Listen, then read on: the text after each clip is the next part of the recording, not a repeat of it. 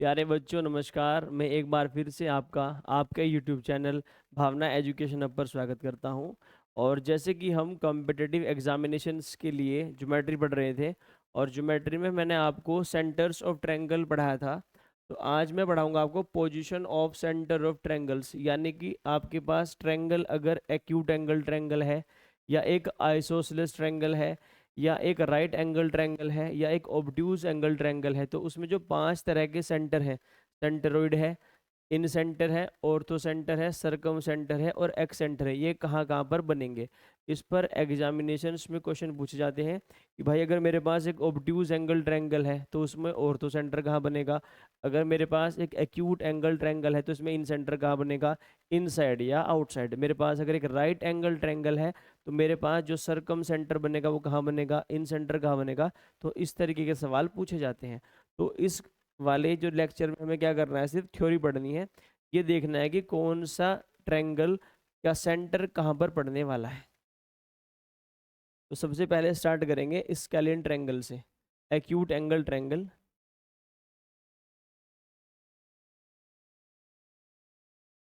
Acute angle triangle.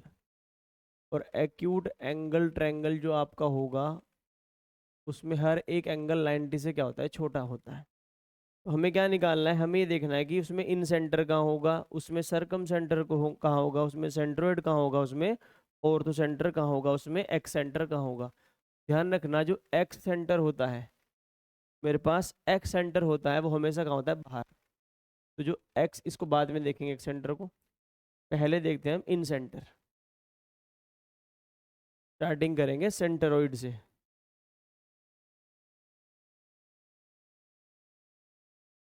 जिसको हम हिंदी में क्या बोलते हैं, केंद्रक।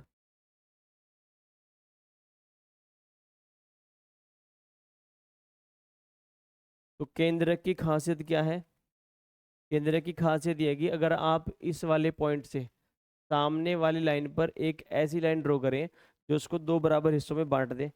एक आप लाइन यहाँ से ड्रॉ करें और एक आप लाइन यहाँ से ड्रॉ करें। तो जहाँ पर ये तीनों पॉइंट मिलेंगे, जहाँ पर ये तीनों पॉइंट मिलेंगे उसे क्या बोलते हैं हम, सेंट्रोइड।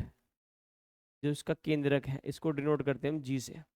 अगर ये मेरे पास एक्स, वाई और जेड एक ट्रायंगल है, तो इसमें जो मेरे पास सेंट्रोइड होगा वो कहाँ पर मिलेगा मुझे, ट्रायंगल के बिल्कुल इनसाइड। तो सवाल ये पूछेगा, इस पर जो एंगल्स और मेजरमेंट वाले सवाल है वो हम कर चुके हैं। इस पर जो सवाल पूछेगा वो क्या पूछेगा कि भाई जो सेंट्रोइड है वो एक एक्यूट एंगल ट्रायंगल में कहाँ बनता है। तो हमारा आंसर होगा इनसाइड। कहाँ बनता है, इनसाइड, इनसाइड द ट्रायंगल, त्रिभुज के अंदर बनता है भाई ये। तो अगर आपसे कोई पूछ ले, न्यून कोण त्रिभुज में, न्यून कोण त्रिभुज में आपका जो सेंट्रोइड है वो कहाँ बनता है, त्रिभुज के अंदर। न्यून कोण त्रिभुज, ट्रायंगल आपको पता है किसे बोलते हैं, त्रिभुज को।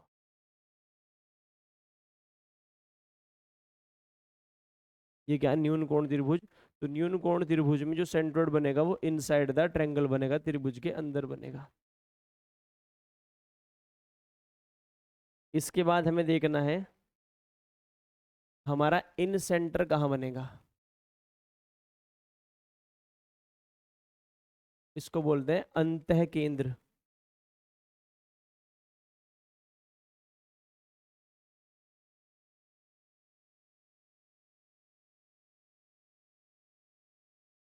ये कैसे मिलता है हमें, ये मिलता है जब हम सामने वाली लाइन पर, अगर यहाँ से मैं एक ऐसी लाइन ड्रॉ करूँ जो इस वाले एंगल को दो बराबर भागों में बांट दे। यहाँ से ड्रॉ करूँ जो इस वाले एंगल को दो बराबर भागों में बांट दे, और यहाँ से ड्रॉ करूँ जो इस वाले एंगल को दो बराबर भागों में बांट दे। जहाँ पर भी ये तीनों लाइन इंटरसेक्ट करेंगी उसे क्या बोलते हैं हम, इसका इन सेंटर, जिसको डिनोट किससे करते हैं, आई से। तो इन सेंटर भी कहाँ होता है मेरे पास, अंदर। तो ये भी कहाँ होगा मेरे पास, inside the triangle, inside the triangle. त्रिभुज के अंदर, त्रिभुज के अंदर। तो खासियत क्या है इसकी, ये कोण और ये कोण आपस में क्या होंगे, इक्वल होंगे। ये कोण और ये कोण आपस में इक्वल होंगे, और ये कोण, इसको एंगल बाइसेक्टर भी बोलते हैं। इसका तो हमने डिटेल में एक लेक्चर भी किया हुआ है 2-2.5 घंटे का, जिसमें इसके बारे में हर एक इन्फॉर्मेशन मैंने आपको दे रखी है। इसके बाद देखेंगे हम ऑर्थो सेंटर। देखिए मेरे पास 5 तरह के सेंटर हैं। ऑर्थो सेंटर, जिसको हम क्या बोलते हैं, लंब केंद्र।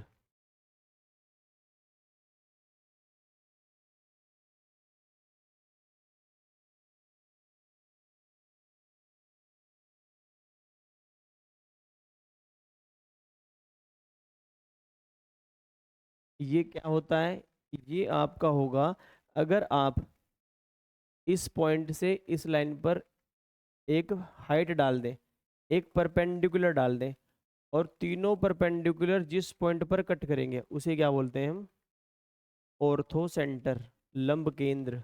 इसको डिनोट जनरली करते हैं हम एच से। अगर एक्स वाई जेड मेरा कोई ट्रायंगल है, ये भी 90 होगा, ये भी 90 होगा, और ये भी 90 होगा। एक तो ऑर्थो सेंटर और एक सरकम सेंटर में बच्चों को सबसे ज़्यादा कन्फ्यूजन होता है, आज वो आपका दूर हो जाएगा। देखिए एच होगा, ये आपका हमेशा कहाँ होगा, inside the triangle, inside the triangle. ये भी कहाँ होगा, ट्रायंगल के भीतर।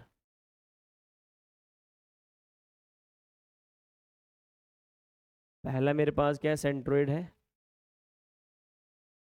दूसरा क्या है मेरे पास, इन सेंटर है। तीसरा क्या है मेरे पास, ऑर्थो सेंटर। अब चलते हैं सरकम सेंटर के पास। सबसे ज्यादा कंफ्यूजिंग सरकम सेंटर ही है। सरकम सेंटर, परिकेंद्र।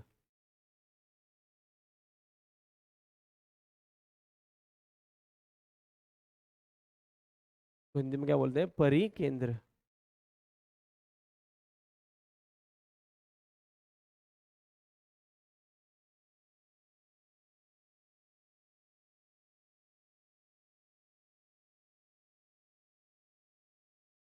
मेरी हिंदी की राइटिंग थोड़ी सी क्या है, खराब। परिकेंद्र। तो ये क्या होगा, हमें क्या करना है, हमें इस त्रिभुज के अंदर कोई एक ऐसा पॉइंट देखना है जहां से अगर मैं क्या करूं, इस पर एक ऐसी लाइन खींच दूं उस पॉइंट से जो सामने वाली साइड को बाइसेक्ट भी कर दे और एक 90 डिग्री का कोण भी दे दे।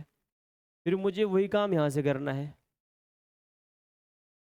और फिर मुझे वही काम यहाँ से करना है। तो जहां पर भी ये तीनों पॉइंट मिलेंगे, इसी पॉइंट को बोलते हैं सरकम सेंटर, जिसे डिनोट सी से करते हैं। ये ये 90 होगा, और ये परपेंडिकुलर बाइसेक्टर है, यानी कि समकोण द्विभाजक। ये दोनों लाइन आपस में ऐसे इक्वल होंगी, और ये वाली लाइन इसके साथ इक्वल होंगी। अगर इसको नाम दे दे एक्स वाई जेड, और इसको हमने नाम ही नहीं दिया, ये एल दे दो, ये एम, और ये एन। तो सरकम सेंटर भी कहाँ होता है, inside the triangle, inside the triangle, त्रिभुज के भीतर। यहाँ पर भी क्या डाल देते हैं, एल एम एन। ये हमसे छूट गए, लेकिन कोई जरूरत भी नहीं है इनकी, फिर भी लिख देते हैं, देखने में अच्छे लगते हैं ये। L M N, L M और एन। तो हमने क्या पढ़ा, हमारा अभी एक और बचा है, एक्स सेंटर।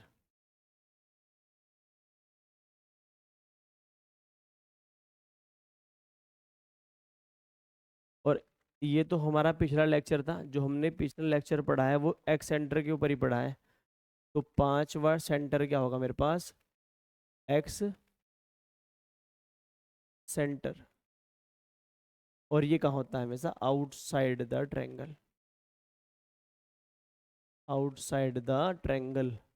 इसमें वैसे भी x आ गया, और x तो जीवन से बाहर ही रहती है, क्या रहता है, तो आउटसाइड द ट्रायंगल, त्रिभुज के बाहर। बनता कैसे है, पिछले लेक्चर में किया था, इन दोनों साइड को एक्सटेंड कर देंगे। एक बना के दिखा देता हूँ आपको, मैंने सीख लिया इसको बनाना।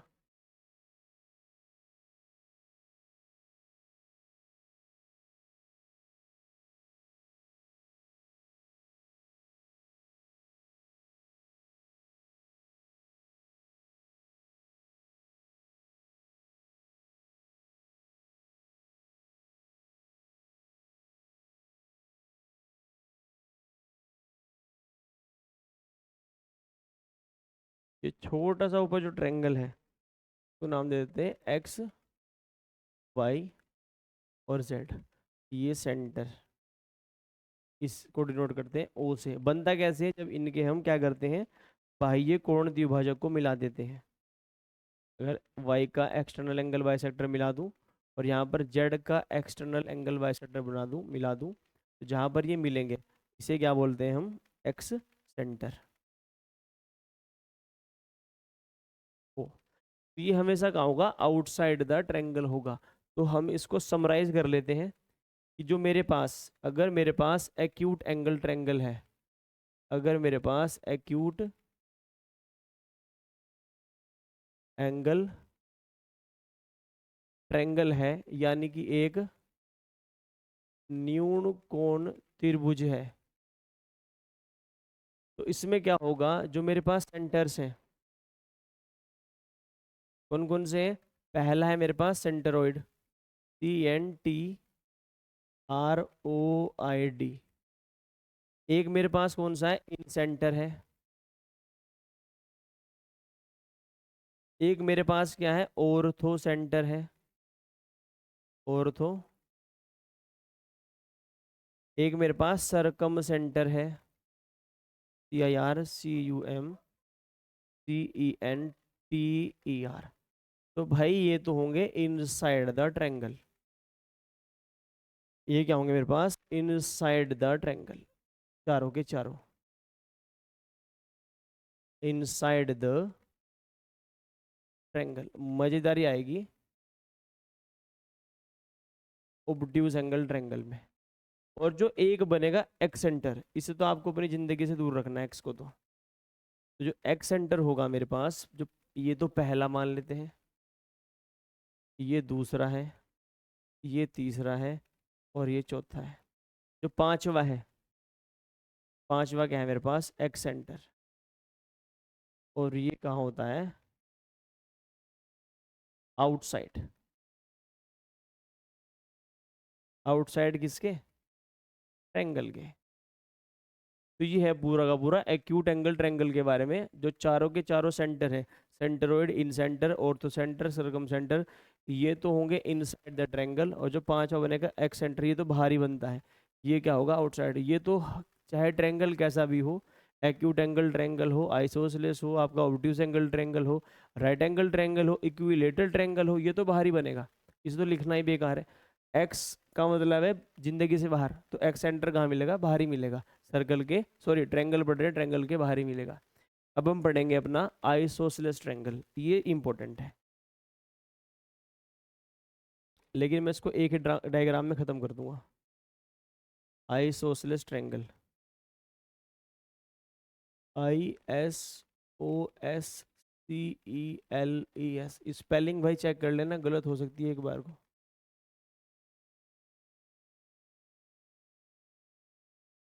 जिसको क्या बोलते हैं हम, समद्विबाहु त्रिभुज, जिसकी दो भुजाएं क्या होती हैं, बराबर। ये बड़ा इंपॉर्टेंट है।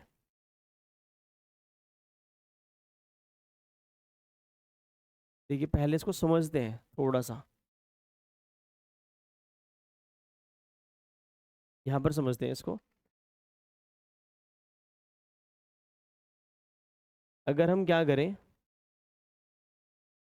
मेरे पास ये कोई XYZ एक ट्रायंगल है, XYZ, और ये मुझे आइसोसेलेस लेना है, यानी कि ये साइड इस साइड के बराबर है, ये जो वाली साइड है इस साइड के बराबर है।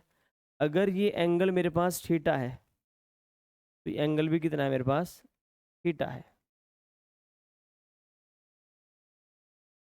अगर ये एंगल मेरे पास थीटा है तो ये एंगल भी मेरे पास कितना है, थीटा है। हम क्या करते हैं, मैं यहाँ से एक डालता हूँ परपेंडिकुलर एंगल बाइसेक्टर। मैं क्या डालता हूँ, एक एंगल बाइसेक्टर। अगर मैं एक एंगल बाइसेक्टर डाल दूँ,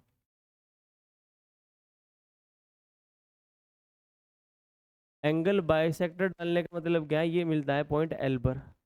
अगर ये मेरे पास अल्फा है, ये पास भी कितना है मेरे पास, अल्फा। तो इसमें एक बहुत इंपॉर्टेंट रिजल्ट निकल के आने वाला है। वो क्या आएगा, अगर मैं इन सबको जोड़ दूं तो theta plus alpha plus theta, तो दो तो थीटा है और प्लस दो ही अल्फा है।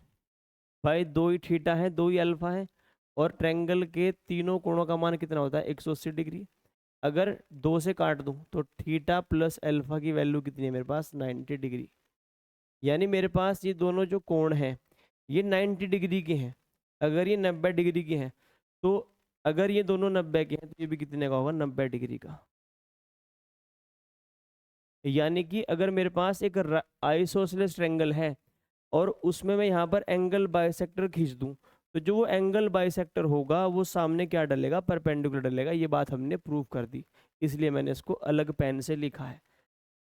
अगर ये 90 डिग्री है, कमाल की बात देखिए, अब हम एक नई प्रॉपर्टी पढ़ने जा रहे हैं कॉन्ग्रुएंसी की। कैसे, अगर मैं ट्रायंगल लिखूं एक्स वाई एल, अगर मैं ट्रायंगल लिखूं एक्स वाई एल, जो ट्रायंगल एक्स वाई एल है, ये किसके कॉन्ग्रुएंट हो सकता है। कॉन्ग्रुएंट का मतलब ये होता है अगर मुझे तीनों एंगल इक्वल मिल जाएं और किसी भी एंगल के सामने वाली साइड दोनों ट्रायंगल में सेम हो।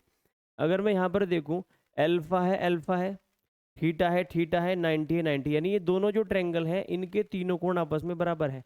इन ट्रायंगल जो एक्स वाई एल है और जो ट्रायंगल मेरे पास एक्स जेड एल है, ये आपस में सिमिलर है। क्योंकि अगर तीनों ट्रायंगल, अगर दोनों ट्रायंगल के एंगल्स इक्वल है तो ट्रायंगल सिमिलर है। लेकिन ये कॉन्ग्रुएंट भी है क्योंकि यहाँ पर 90 के सामने कितना है मेरे पास, 90 के सामने क्या है मेरे पास एक्स वाई, इधर 90 के सामने क्या है एक्स जेड, ये आपस में इक्वल है। तो दोनों ट्रायंगल क्या है, कॉन्ग्रुएंट है भाई, कॉन्ग्रुएंट। अब कॉन्ग्रुएंट का मतलब क्या होगा, कॉन्ग्रुएंट का मतलब ये होगा कि अब इस अल्फा के सामने जो साइड होगी वो इस अल्फा के सामने वाली साइड के बराबर होगी। तो ये और ये आपस में बराबर होगी। तो समराइज कर देते हैं इसको। अगर कभी भी आपको एक आइसोसेलेस ट्रायंगल मिल जाए तो आंख बंद करके तीन प्रॉपर्टी याद रखना हमेशा। अगर सामने एक 90 डिग्री पड़ा है और ट्रायंगल क्या है एक्स वाई जेड, और ये आइसोसेलेस है यानी ये और ये आपस में बराबर है, अगर ये 90 डिग्री है, अगर ये 90 डिग्री है तो ध्यान रखना ये साइड इसके बराबर होगी और ये क्या होगा, एंगल बाइसेक्टर होगा। इन दोनों कोण आपस में क्या होंगे, इक्वल होंगे। ये इतनी इंपॉर्टेंट प्रॉपर्टी है कि ट्रायंगल का आप कोई भी सवाल आसानी से सोल्व कर सकते हैं अगर आइसोसेलेस ट्रायंगल पर है, क्योंकि इसमें कुछ चीज़ें नहीं दिखती। तो हम क्या पढ़ रहे हैं, आइसोसेलेस ट्रायंगल। हमें सिर्फ इसको डिटेल में नहीं पढ़ना, इसके ऊपर मैं पूरी एक वीडियो बनाऊंगा आइसोसेलेस ट्रायंगल के ऊपर अलग से, राइट एंगल ट्रायंगल के ऊपर अलग से और इक्विलेटरल ट्रायंगल के ऊपर अलग से। लेकिन हम इसमें पढ़ रहे हैं कि इसमें जो सेंटर है वो कहाँ कहाँ पर पढ़ने वाले हैं, तो उसके लिए ये समझना बिल्कुल जरूरी था।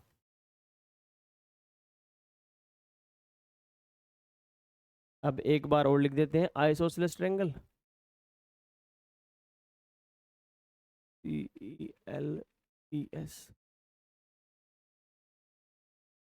देखिए एक्स सेंटर तो बाहर ही बनेगा, उसे तो लिखने की जरूरत नहीं है, और बाकी मैं आपको बना के दिखा देता हूँ अभी।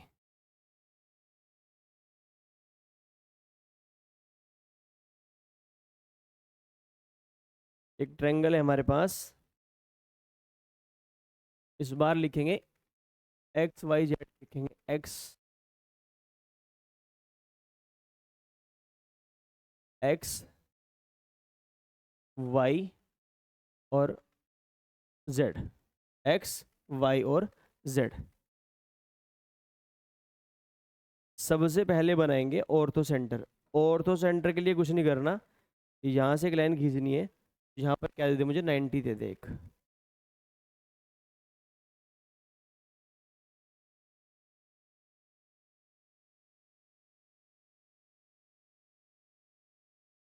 और एक लाइन मुझे यहाँ से खींचनी है जो मुझे यहाँ पर क्या दे दे, 90 दे दे।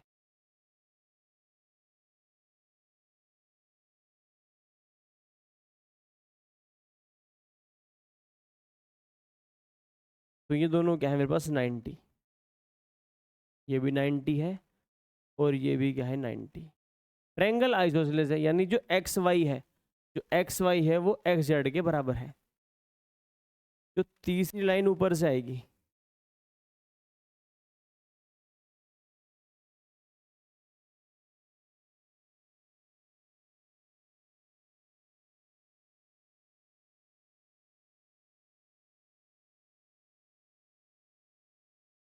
ये भी 90 है, ये भी 90 है, और एक मेरे,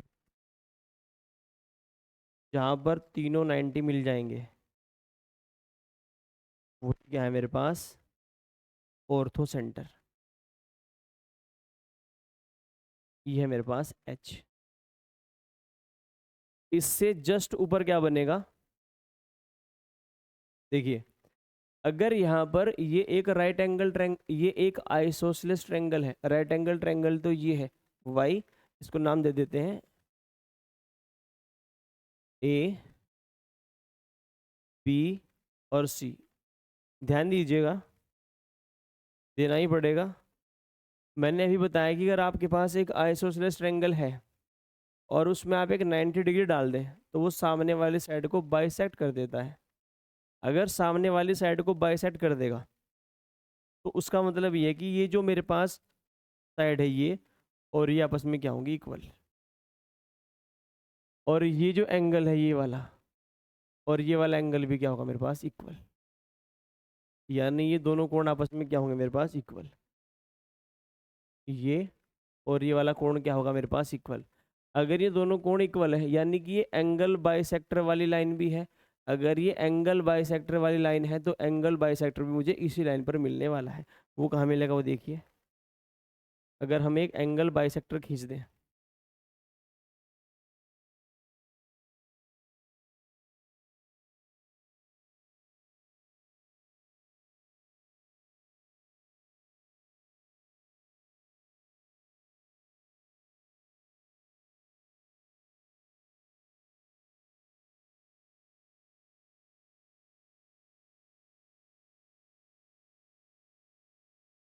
तो ये मिलेगा मुझे एक बिंदु आई पर।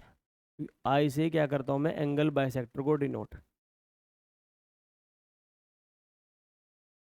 अगर मुझे सेंट्रोइड लिखना है तो सेंट्रोइड की भी खासियत क्या है कि अगर ये वाली लाइन सामने वाली साइड को दो बराबर भागों में बांट रही है तो ये सेंट्रोइड वाली लाइन है, यानी सेंट्रोइड भी इसी लाइन पर आने वाला है।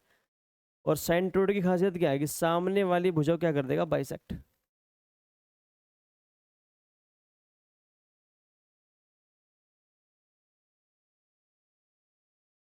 ये जो पॉइंट बनेगा ये बनेगा मेरे पास जी, जी फॉर सेंट्रोइड। और सरकम सेंटर बनाने के लिए हम क्या करते हैं, कोई ऐसा पॉइंट रखते हैं कहीं पर जिससे इस लाइन पर क्या डालते हैं हम, परपेंडिकुलर, और यहाँ से भी क्या डाल दें, परपेंडिकुलर। और वो क्या कर दें, सामने वाली साइड को बाइसेक्ट। बाइसेक्ट तो ये पहले हो रखी है क्योंकि ये है क्या, ये सेंट्रोइड वाली लाइन है, ये तो सामने वाली साइड को बाइसेक्ट करती ही करती है। और एक 90 मेरे पास है, तो ये क्या है मेरे पास, सी। अब इनके अगर नाम दे दूं, देखिए अगर ये जी है ना, तो अगर इस पॉइंट को मैं क्या मान लूँ, ए बी सी तक आ चुका हूँ मैं, इसको मान लेते हैं डी, इसको मान लेते हैं ई,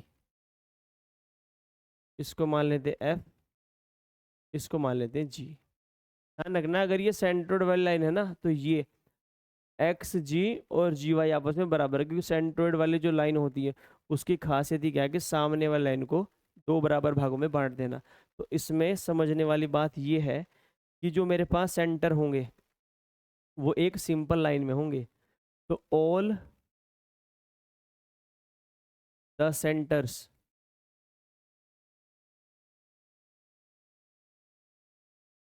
will lie on a straight line.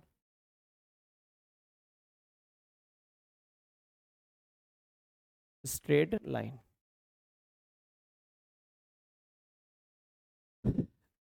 ये जो आपके पास एक्स ए एक स्ट्रेट लाइन है, एक्स ए, इस पर ही क्या होंगे, सारे के सारे ट्रायंगल होंगे।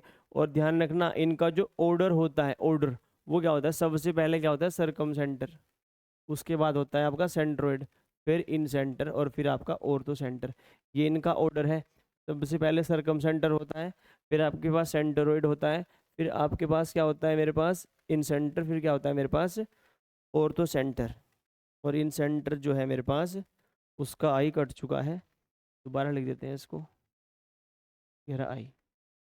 तो ये पूछ लेता है कि ऐसा कौन सा त्रिभुज है जिसमें सारे के सारे एक ही लाइन पर मिलेंगे, तो वो कौन सा होता है, आइसोसेलेस ट्रायंगल। इसमें all the centres will lie on a straight line X A, तो ये जो एक्स ए लाइन है सारे के सारे इसी पर होंगे, सी बी, जी बी, आई बी और एच बी। नेक्स्ट, अब पढ़ना है हमें ऑब्ट्यूज एंगल ट्रायंगल। उससे पहले पढ़ेंगे राइट एंगल ट्रायंगल। ये तो आसान है, राइट एंगल ट्रायंगल।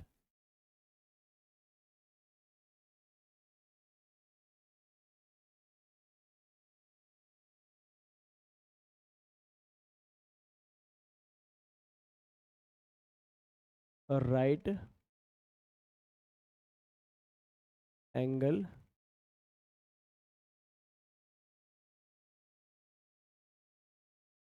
ट्रायंगल। अगर मेरे पास ये राइट एंगल ट्रायंगल है, X Y Z, X Y और जेड, तो देखिए जो इन सेंटर है, इन सेंटर कैसे बनता है, जब हम क्या डालते हैं यहाँ पर, एंगल बाइसेक्टर डालते हैं। अगर मुझे एंगल बाइसेक्टर डालना हो, देखिए सेंट्रोइड जो होगा, सेंट्रोइड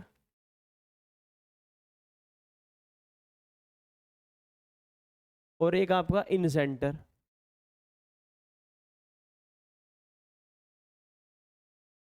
ये दोनों तो होंगे इनसाइड।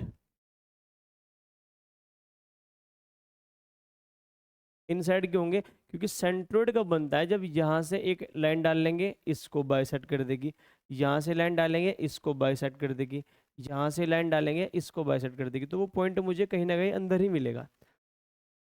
और मेरे पास इन सेंटर कैसे बनता है, जब यहाँ से क्या डालूंगा, एंगल बाइसेक्टर, यहाँ से एंगल बाइसेक्टर, यहाँ से एंगल बाइसेक्टर, तो वो भी पॉइंट मुझे कहाँ मिलेगा, अंदर मिलेगा। तो सेंट्रोइड और इन सेंटर कहाँ मिलेंगे मुझे, इनसाइड मिलेंगे। लेकिन इसमें जो इम्पोर्टेंट है, ये तो पूछता नहीं है, वो क्या पूछता है, एक तो पूछता है सरकम सेंटर।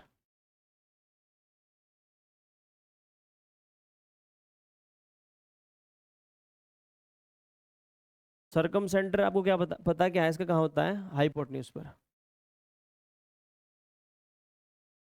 क्योंकि मैंने आपको बताया था कि राइट एंगल ट्रायंगल जो है, अगर मैं इसको एक सेमी सर्कल में बना दूं, तो ये उसका डायमीटर होगा, उस सर्कल का जो इसका परिवर्त है, जो इसका सरकम सर्कल है, जो इसके बाहर सर्कल है, उसका ही डायमीटर बनेगा। और उस डायमीटर पर ही क्या मिलेगा मुझे, सरकम सेंटर मिलेगा। तो ये क्या होता है मेरा सरकम सेंटर, तो ये कहाँ होता है, हाइपोटेन्यूज पर।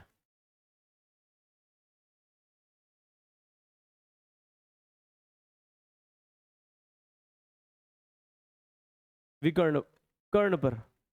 तो मेरे पास जो सरकम सेंटर होगा वो कहाँ होगा, कर्ण पर होगा। और एक बच गया मेरे पास ऑर्थो सेंटर।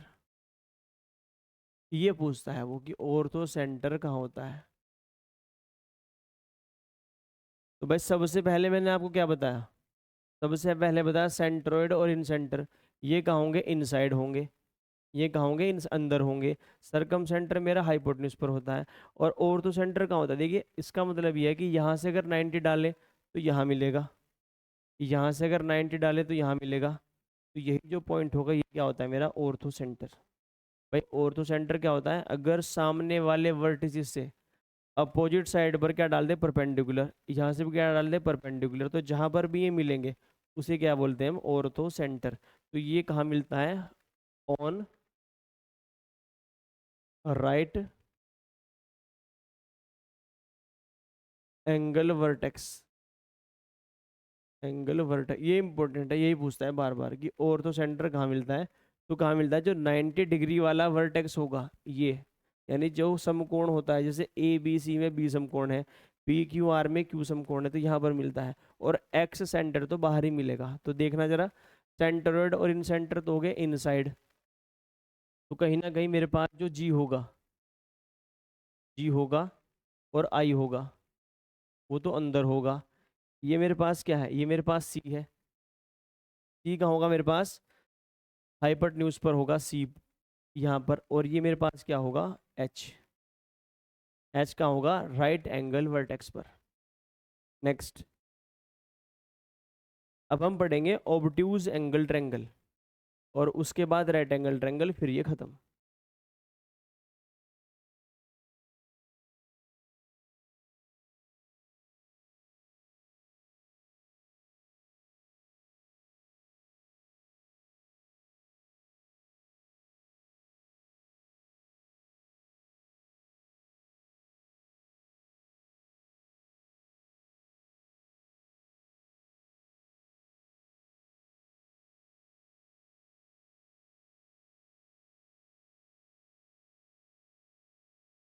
ऑब्ट्यूज एंगल,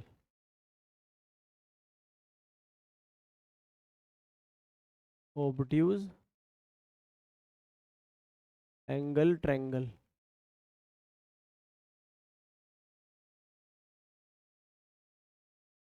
अधिक कोण त्रिभुज, अधिक कोण त्रिभुज।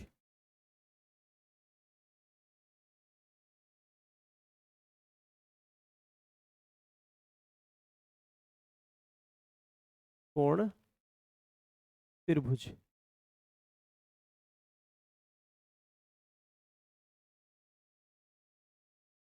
ऑब्ट्यूज एंगल ट्रायंगल, अधिक कोण त्रिभुज। तो देखिए इसमें जो लिखना है हमें, ये लिखना है कि जो मेरे पास होगा सेंट्रोइड,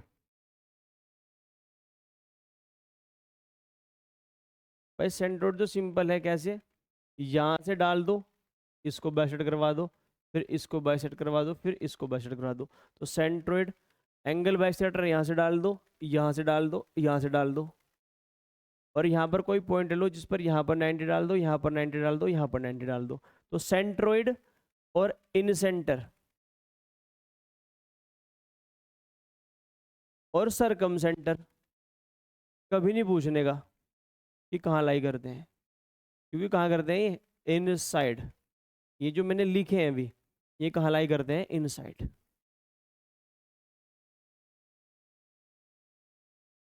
कहाँ करते हैं ये,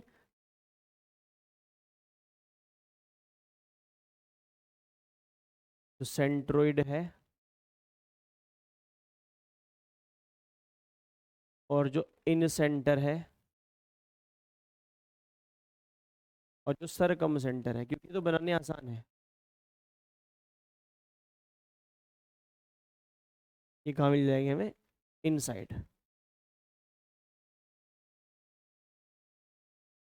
लेकिन यहाँ से इस पर 90 नहीं आप खींच सकते, यहाँ से इस पर आप 90 नहीं खींच सकते, यहाँ से इस पर आप 90 नहीं खींच सकते, तो उसके लिए क्या करेंगे, हम थोड़ी सी कंस्ट्रक्शन करेंगे। हम क्या करेंगे, इस लाइन को आगे बढ़ा लेंगे। अगर हम इस लाइन को आगे बढ़ा लें,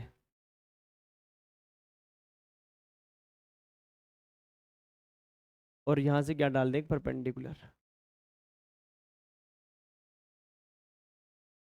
फिर हम क्या करें,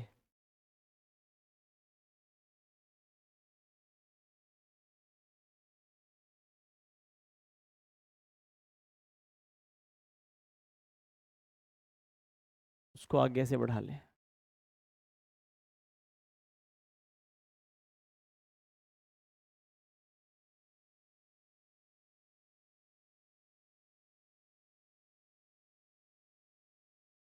फिर हम क्या करें, इस वाली साइड को आगे बढ़ा लें।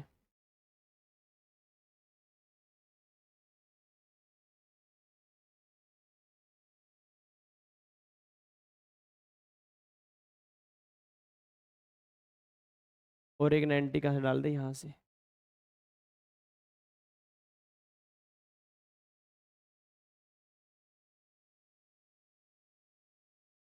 और एक सामने वाली साइड से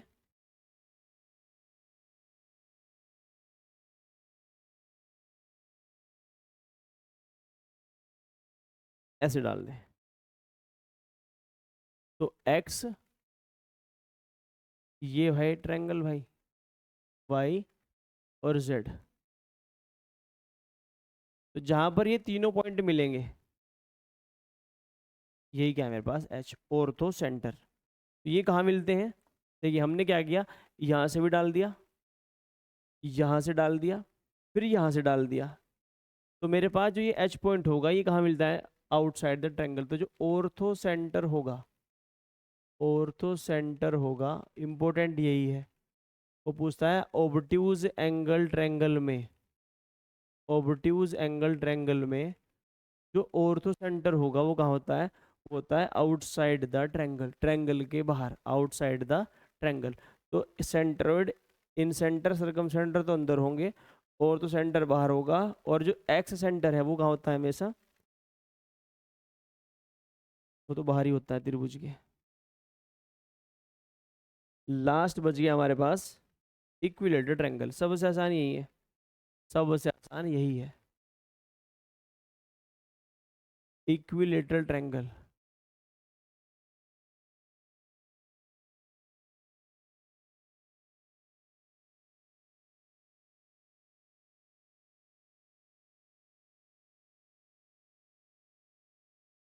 तो इसमें तो कुछ नहीं करना, बस इसे यहाँ मिलाओ, क्योंकि सब कुछ क्या है इसमें आइडेंटिकल है, सारी भुजाएं बराबर। तो सारी की सारी मीडियन, वही मीडियन होगी, वही एंगल बाइसेक्टर होगी, वही आपकी मीडियंस होंगी, वही एंगल बाइसेक्टर होंगे, वही आपके परपेंडिकुलर बाइसेक्टर होगा, और वही आपका क्या होगा, एल्टीट्यूड होगा। ये सामने वाले को बाइसेक्ट करेगा ऐसे। देखो मीडियन भी वही है, वही एंगल बाइसेक्टर है, और वही क्या है आपके पास, एल्टीट्यूड है। तो ये जो पॉइंट होगा ये, इसको आप डिनोट करोगे किससे,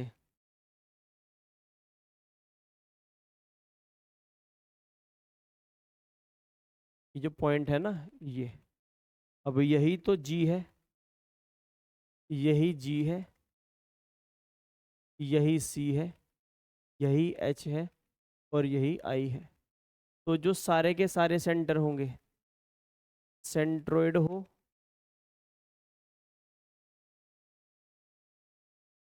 इन सेंटर हो,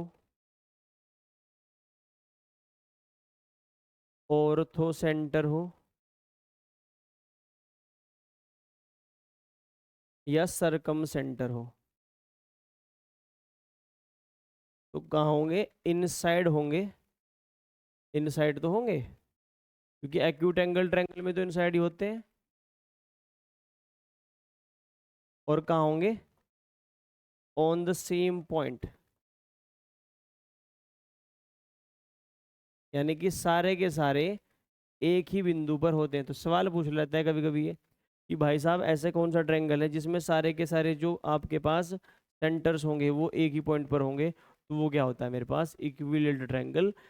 सेंट्रोइड भी वही, सरकम सेंटर भी वही, ऑर्थो सेंटर भी वही, इन सेंटर भी वही। तो इसी के साथ हमारा ये चैप्टर खत्म होता है। मिलते हैं आपसे अगले चैप्टर में, तब तक के लिए धन्यवाद।